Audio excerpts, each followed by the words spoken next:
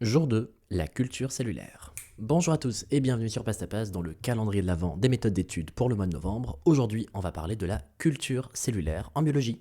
C'est parti. Alors, aujourd'hui, on commence vraiment avec la méthode chill. Vraiment, on rentre dans le bain tout doucement. Et puis à partir de demain, on va commencer à rentrer dans, dans les vraies méthodes d'études.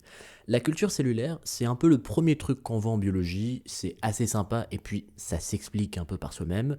On cultive des cellules. Voilà. La culture cellulaire, donc j'ai des cellules d'intérêt, et puis je viens pour m'amuser à travailler dessus. Et quelque part, c'est un peu le point de départ. Quelque part, c'est un peu le point de départ. Bon, bref, c'est un peu le point de départ en biologie parce que, mine de rien, la biologie cellulaire, son unité de base, ce qui va me permettre d'étudier la biologie, c'est la cellule. Enfin, la réponse est dans le nom, biologie cellulaire. Et puis la bio, c'est déjà la vie, et la vie, ça démarre avec la cellule. Donc, on parle des cellules, ok. Encore une fois, on n'est pas dans le monde merveilleux de Disney, on est dans la vraie vie. Donc les cellules, on n'est pas comme ça en train de les prendre et puis de les manipuler comme si elles étaient très grosses. C'est pas des ballons, c'est des trucs rikiki. Et donc, il faut réussir à avoir les conditions qui me permettent de travailler là-dessus. En d'autres termes, la culture cellulaire, c'est pas une méthode d'étude qu'on va vous balancer le jour de l'examen, vous disant voilà, on cultive les cellules, qu'est-ce qui se passe? On peut éventuellement vous poser la question, mais c'est très souvent la première étape avant de faire autre chose. Avant de faire une cytométrie en flux, avant de faire peut-être une modification génétique, avant de faire un CRISPR-Cas9, avant de faire...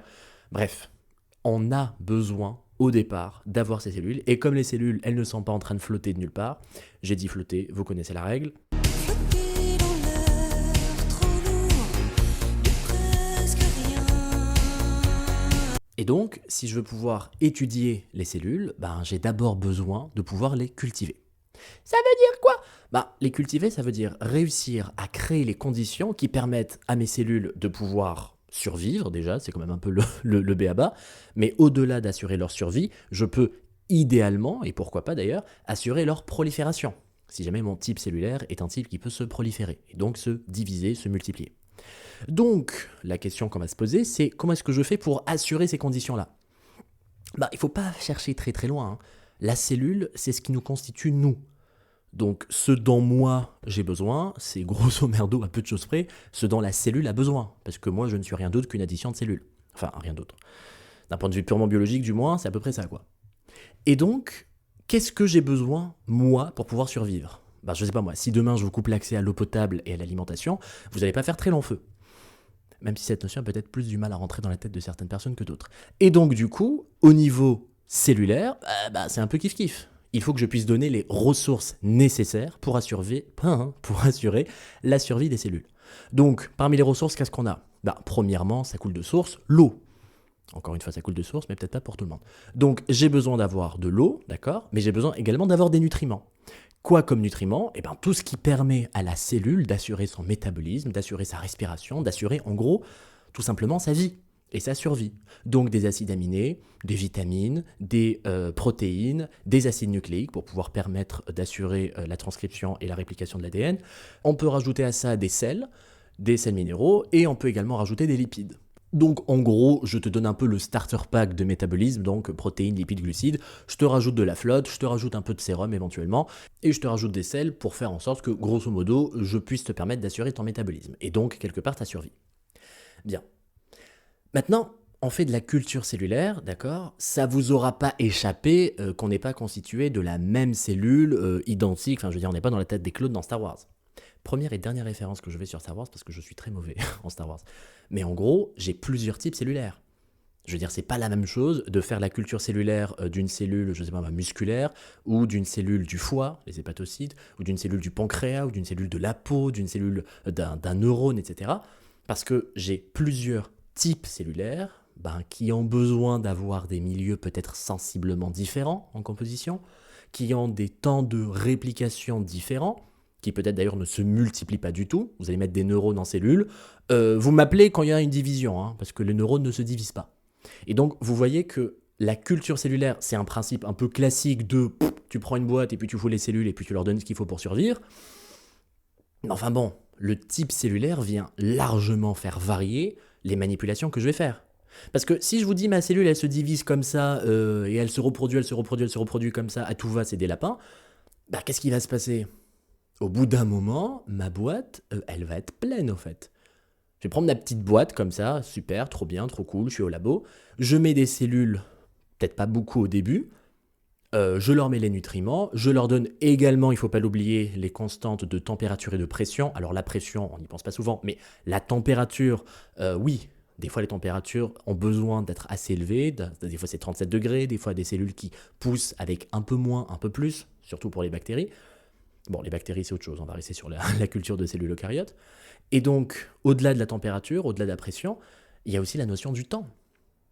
Parce que si jamais vous mettez des cellules qui se reproduisent comme des fous furieux, et vous revenez tranquillement voir votre boîte plus tard, bah, les cellules, elles se sentent divisées. Bon, je vais pas vous apprendre ce que c'est que les mathématiques, mais quand vous faites x2, x2, x2, x2, au bout d'un moment, ça fait beaucoup. Hein. Mine de rien, il suffit de faire 10 fois x2 pour avoir un facteur 1000. Voilà, 2 puissance 10, ça fait 1024. Et donc, en gros, bah, vous allez avoir une boîte où il y a beaucoup de cellules. Mais dis donc, Michel, est-ce que l'espace est infini ? C'est une bonne question, Michel. Non, l'espace n'est pas infini. Vous démarrez avec une petite boîte, vous revenez dans 2 ou 3 jours, la boîte, elle est toujours petite, au fait.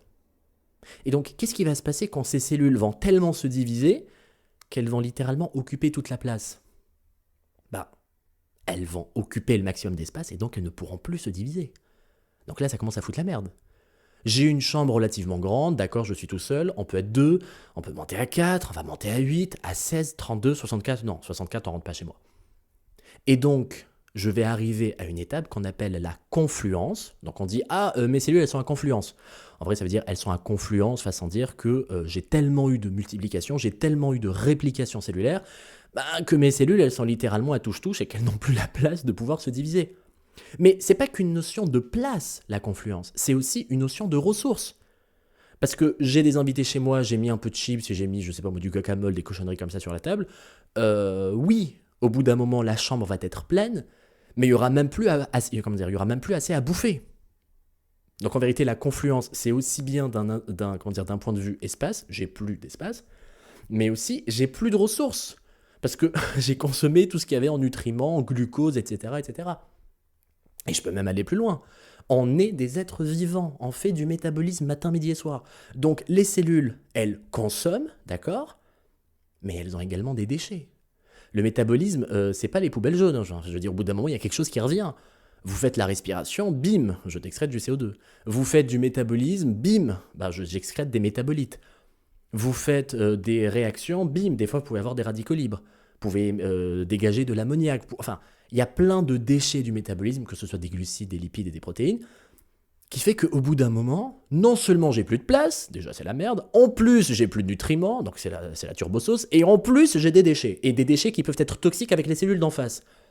Donc si tout le monde s'amuse à jeter ses détritus dans le hall, alors oui, elles sont plus dans la cellule, d'accord, on n'est plus chez vous, vous mettez ça ailleurs, mais si tout le hall de l'immeuble est rempli avec des poubelles, la vie n'est plus possible.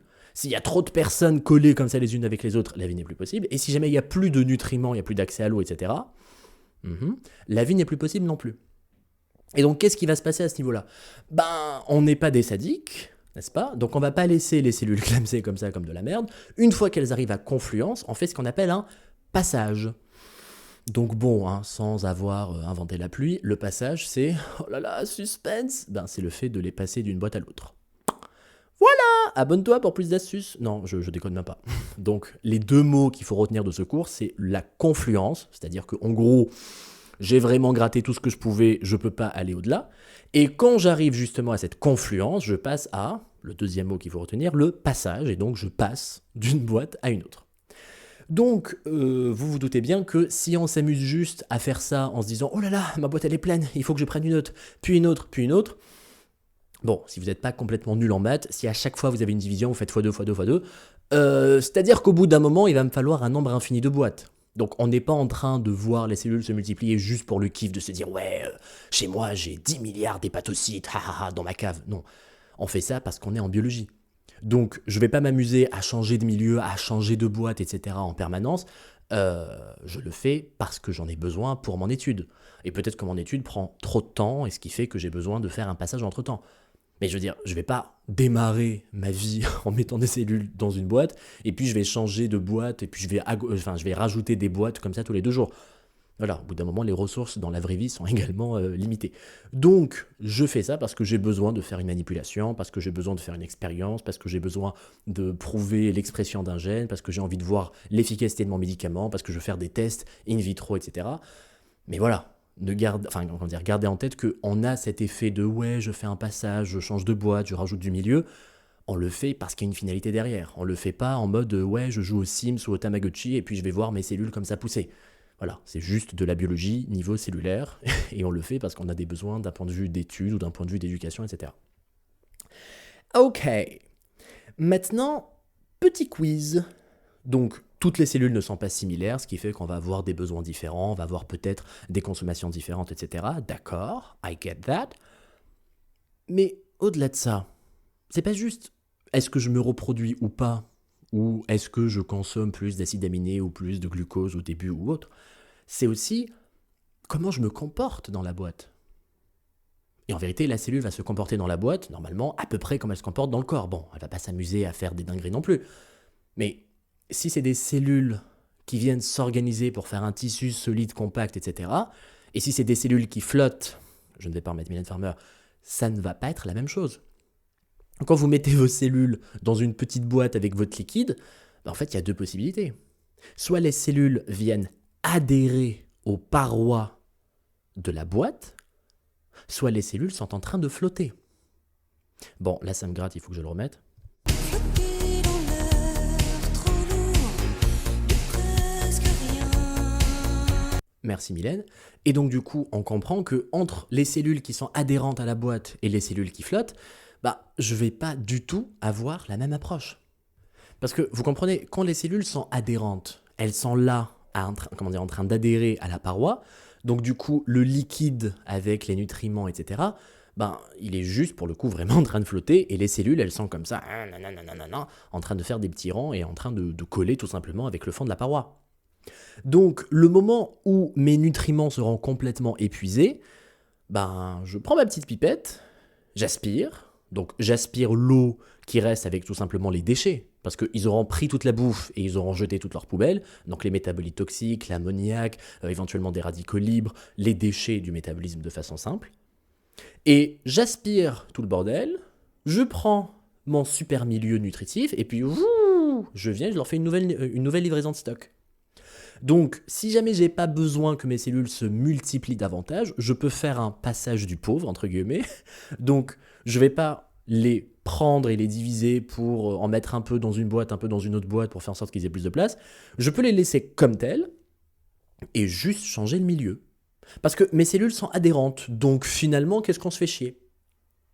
Par contre, si mes cellules sont en train de flotter, si ce sont des cellules circulantes qui flottent comme ça dans mon milieu, je peux pas prendre ma pipette et puis absorber le liquide plein de cochonneries, parce que je vais absorber les cellules avec, Michel. Et donc là, question à 1 million d'euros, comment on fait ? Oui, ça. Comment on fait ? Comment on fait pour ne prendre que le liquide avec les cochonneries et ne pas toucher aux cellules ? Alors, je ne vais pas vous donner la réponse directement, je vais juste vous donner un peu la façon de réfléchir quand on est en biocell ou en bioche. Quand vous vous posez la question de comment on fait, dites-vous, qu'est-ce qui me permettrait de faire la séparation ?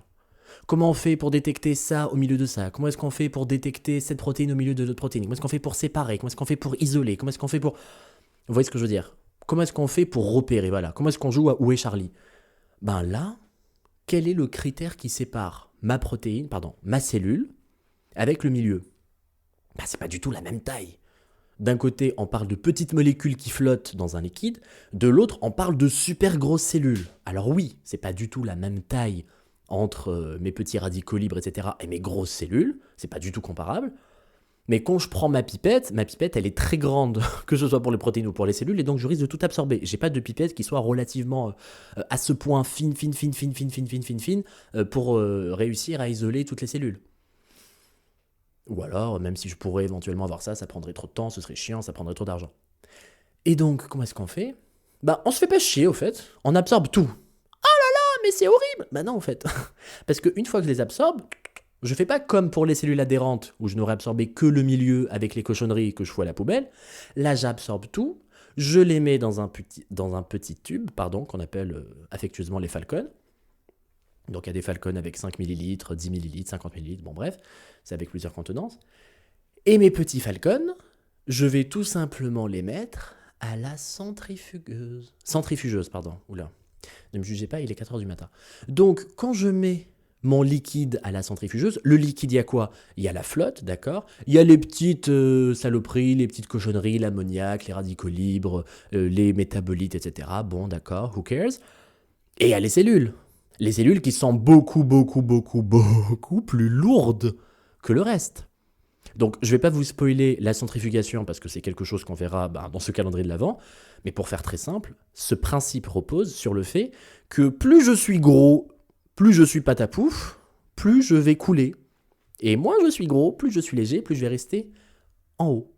Et donc, quand je vais faire une centrifugation, donc je vais mettre mes petits tubes dans une machine qui va tourner très vite, les trucs qui sont très lourds vont tomber dans le fond et les trucs qui sont pas trop lourds vont rester en haut.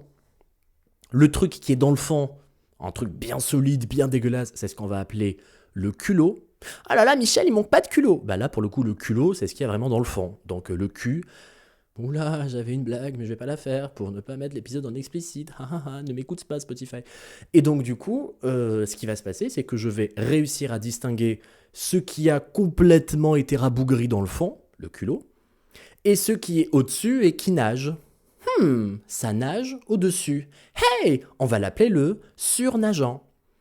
Voilà. Non, mais vraiment, hein, genre quand vous voyez des mots qui font genre compliqué, genre vous pétez et c'est rien. Qu'on soit d'accord, c'est pas moi qui ai pété, c'est juste un bruit de bouche. Je fais très bien le P. Mais comme vous voyez pas mon visage, vous croyez que j'ai vraiment pété, mais non, c'est genre je fais très bien le P avec mes lèvres.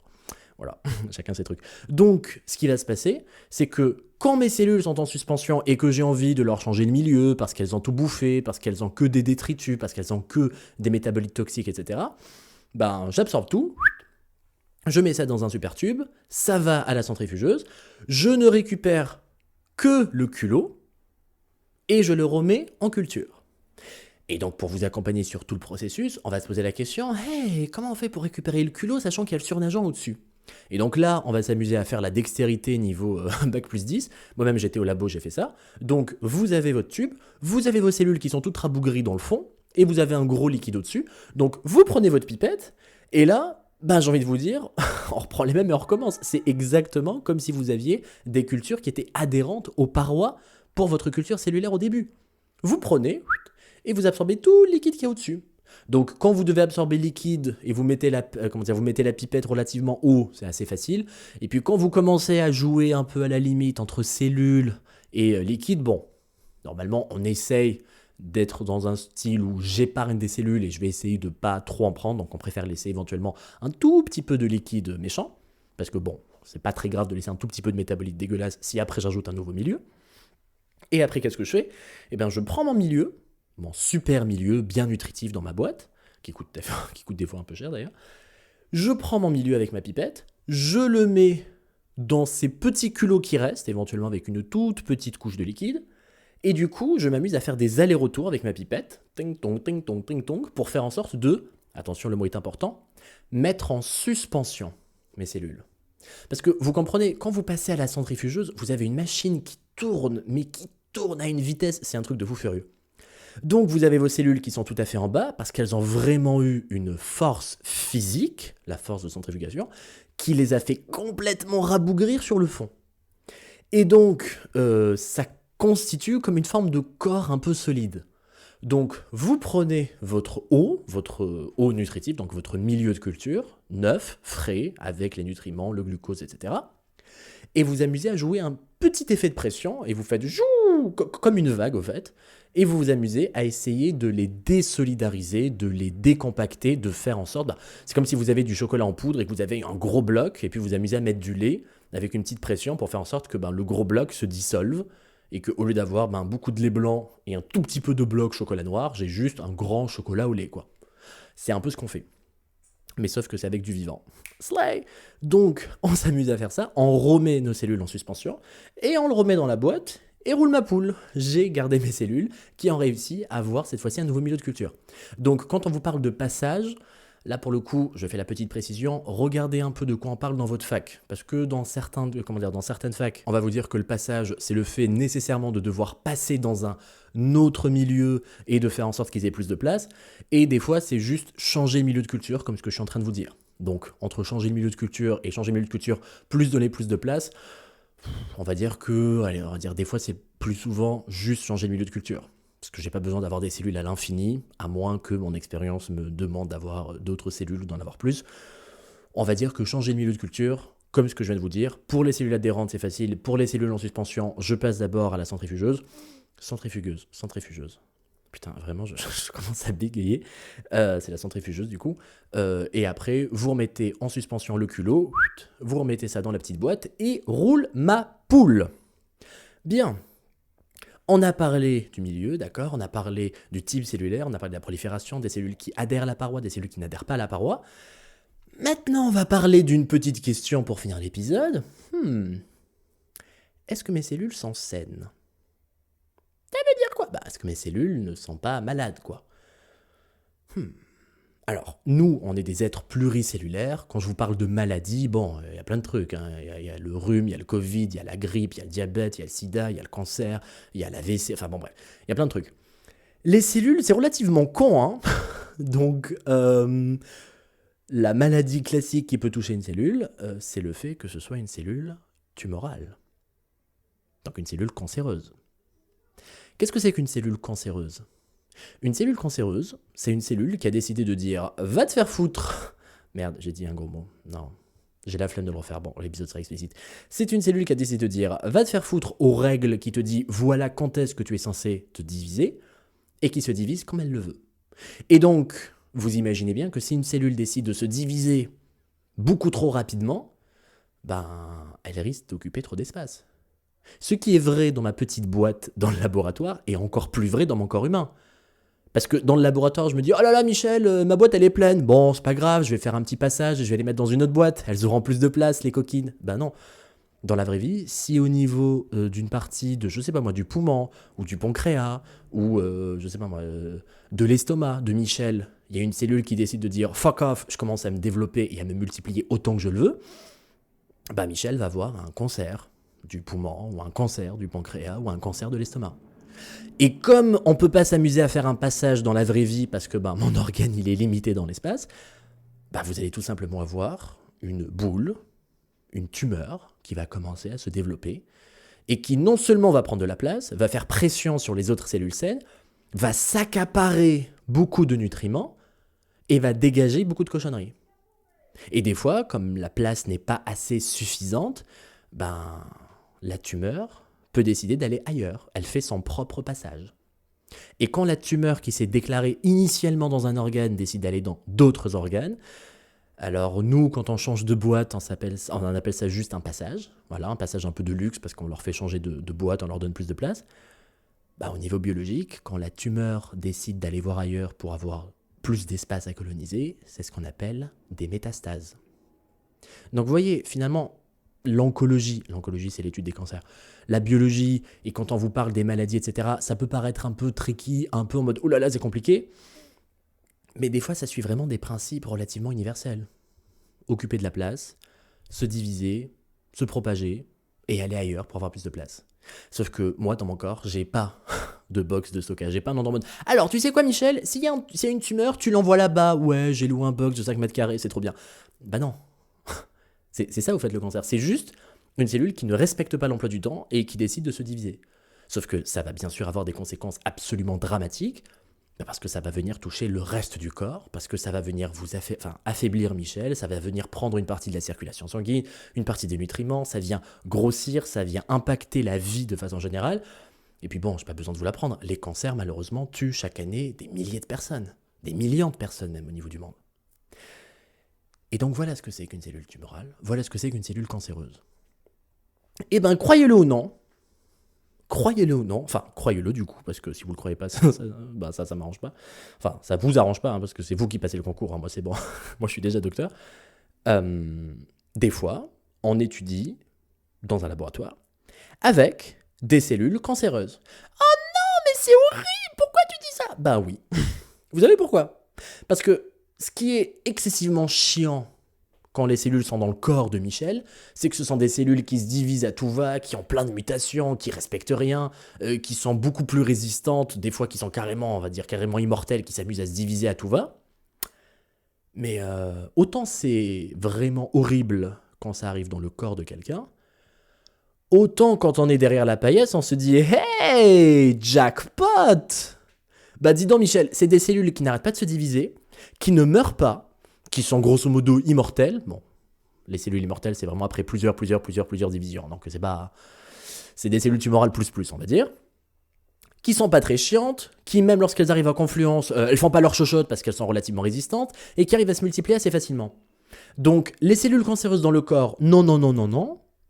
Mais les cellules cancéreuses au laboratoire, oui. Voilà.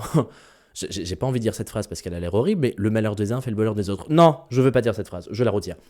Je la retire et en même temps je la retire qu'à 95% parce qu'il y a une petite partie de...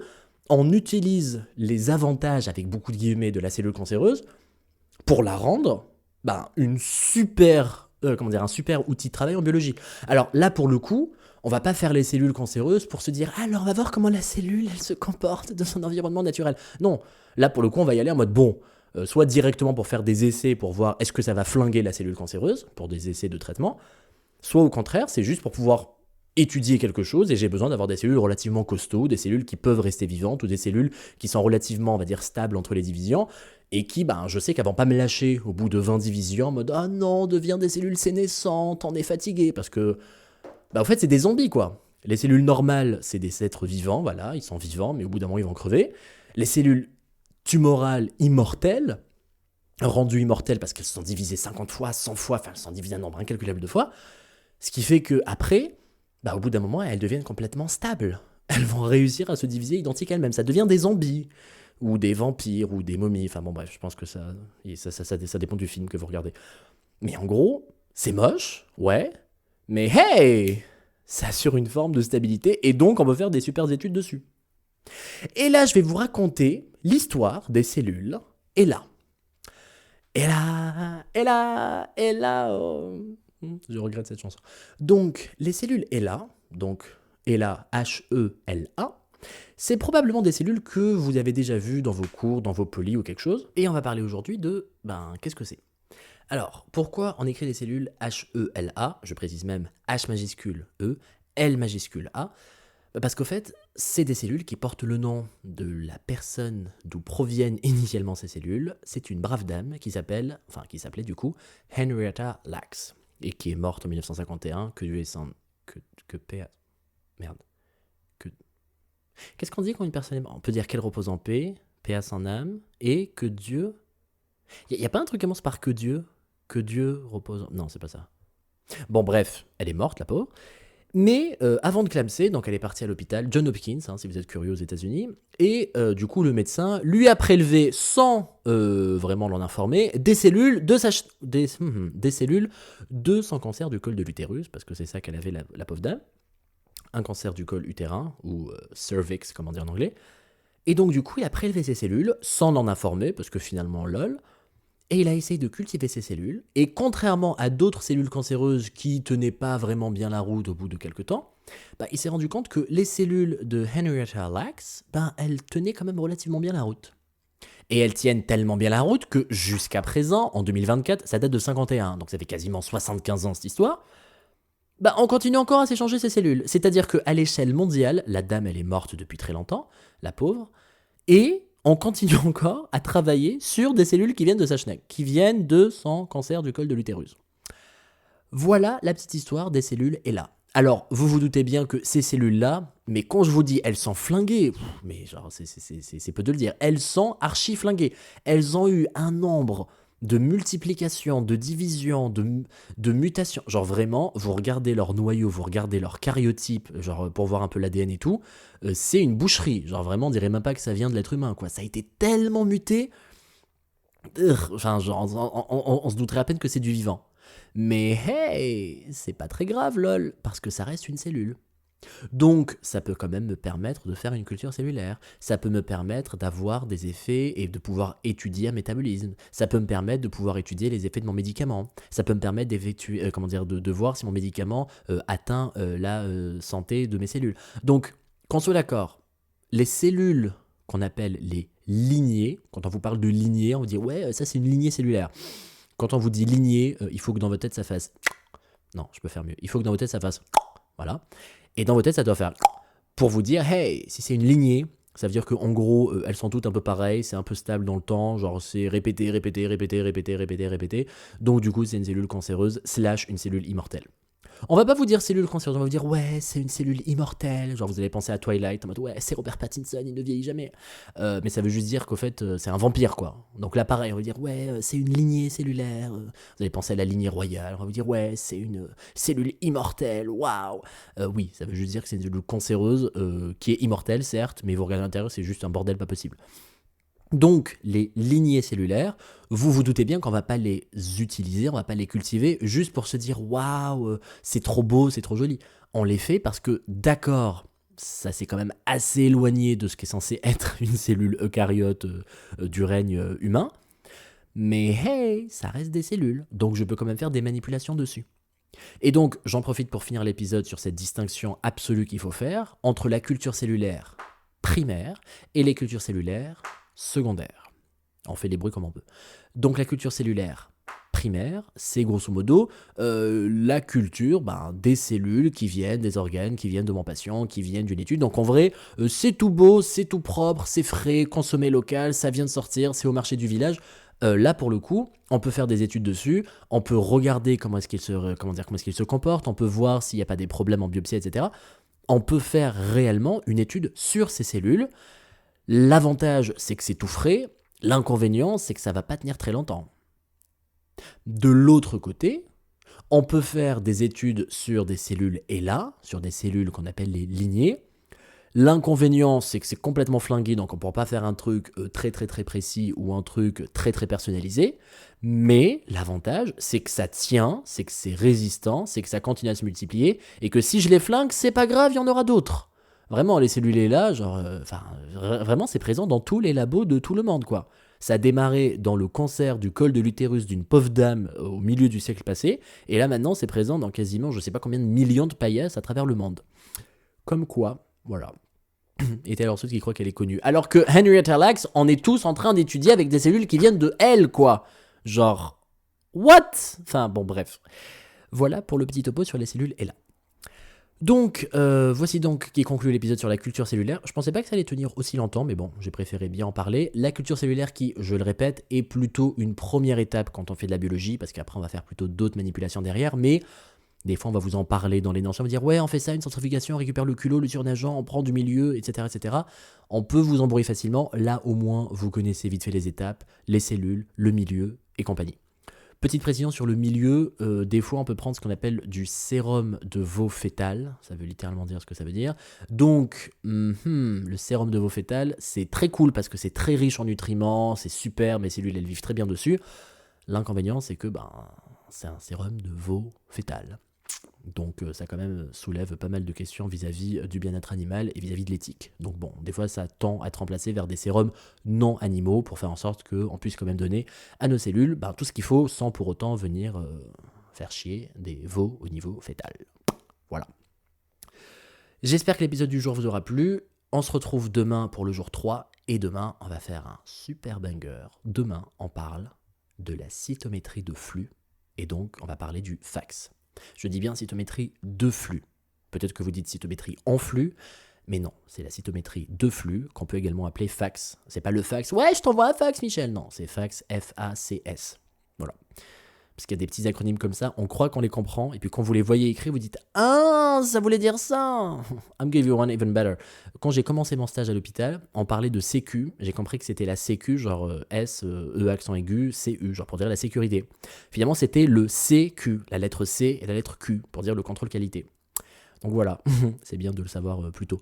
Donc là, quand je vous dis fax, c'est F-A-C-S, et c'est pour parler du coup de la cytométrie de flux, une méthode très très très très très importante en biologie, où là, pour le coup, vous pouvez avoir pas mal de figures, Et vous allez découvrir tout ce qu'il faut savoir sur la cytométrie de flux demain dans le prochain épisode du calendrier de l'Avent sur Pastapass. On s'abonne, on active la cloche, on met une évaluation 5 étoiles, et je vous dis à demain. Bisous!